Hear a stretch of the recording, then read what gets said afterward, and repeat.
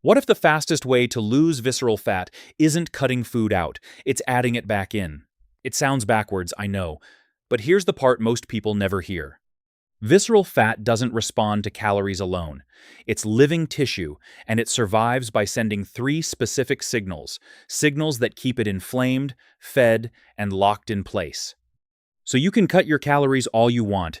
If those signals stay on, the fat stays put. And if you've spent 90 days in a deficit watching the scale drop while your waistline doesn't budge, that is not a discipline problem. That's biology nobody explained to you. Three signals are keeping that fat alive. In this video, you'll get all three, and for each one, exactly what to eat to switch it off. Right as we go, not saved for the end. This hits hardest if you're past 45, eating less than you did at 35, and somehow carrying more around the middle than ever. So here's the one idea to hold on to before we start. Visceral fat is not a quiet lump of storage. It's an active organ that talks to the rest of your body, and what it keeps saying is what keeps it alive. Three signals. Three foods that shut each one off. Starting now. You've been told inflammation is something that happens to you. With visceral fat, it's something the fat does on purpose. Picture a campfire that keeps fanning its own flames so it never goes out. That's visceral fat.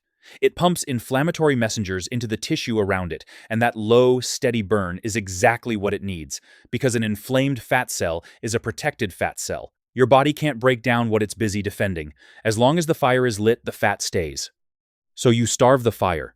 The omega-3 fats in walnuts and in fatty fish, salmon, sardines, mackerel travel straight into that inflamed tissue and quiet the signals coming off it. Walnuts bring alpha-linolenic acid. The fish bring EPA and DHA.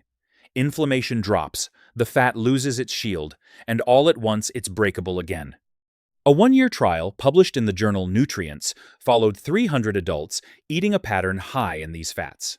Visceral fat, measured by MRI, came down, and it kept coming down even when body weight barely moved. Walnuts do one more thing on the side.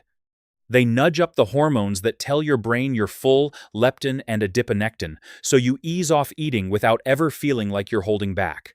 And if you want to pile on, a handful of blueberries brings anthocyanins, plant pigments that hit the same inflammatory pathways from another angle.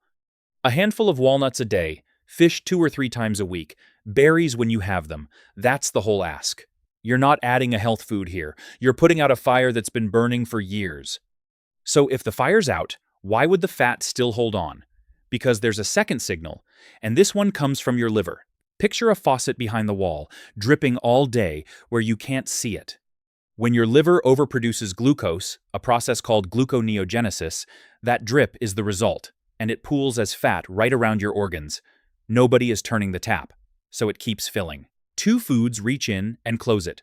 Broccoli sprouts, the tiny raw kind, not the full-grown head, carry a compound called sulforaphane that switches on a pathway called NRF2, which tells your liver to ease off its glucose output.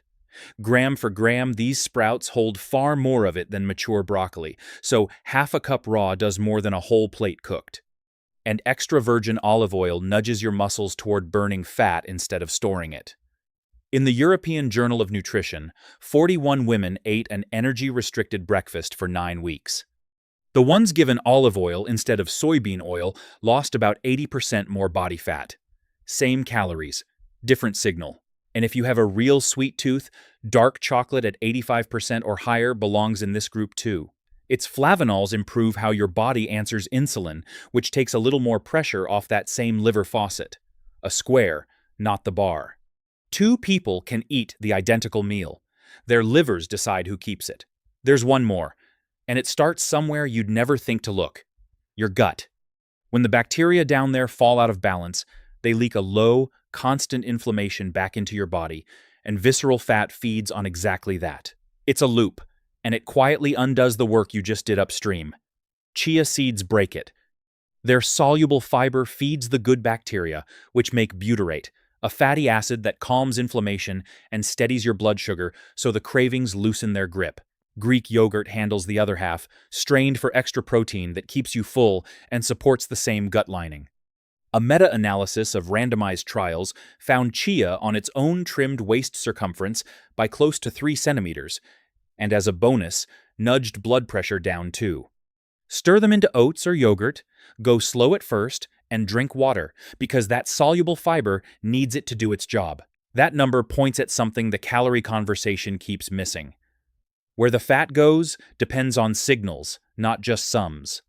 Before the how, the standard reminder. Everything here is from peer-reviewed research and meant for education, not medical advice. If you're managing a condition, clear it with your doctor first. Now, the question we opened with. Why does the fat stay when the calories are already low? Because you were only ever turning off one signal at a time, and the order you turn them off in changes everything. I call this the three-signal shutdown. One sequence, not three separate habits. First, cool the fire. Omega-3 every day, walnuts in the morning, fish a few nights a week, because nothing downstream works while the tissue is still inflamed. Second, close the faucet. Half a cup of raw broccoli sprouts and a spoon of olive oil daily. Sulforaphane clears your system within hours, so this one has to be daily, not whenever you remember. Third, seal the gut. Once the first two are running, so the inflammation can't slip back in and reopen everything. Chia and Greek yogurt do that. Give it 3 to 4 weeks before the bloat eases and your waistband feels looser. By week 6 to 8, the tape measure should start to move.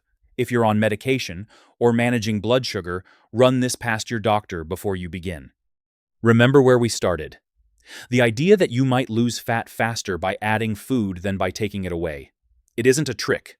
It's what happens when you stop starving the fat and start disarming it. Cutting calories told your body to hold on tighter. These foods tell it to let go. And every week those three signals stay off, you're not just shrinking a waistline. You're slowing the quiet damage visceral fat does to how your whole body ages. That's the real payoff, and it's the kind that compounds. Subscribe, because the next video is on the one kind of exercise that empties visceral fat faster than anything on this plate.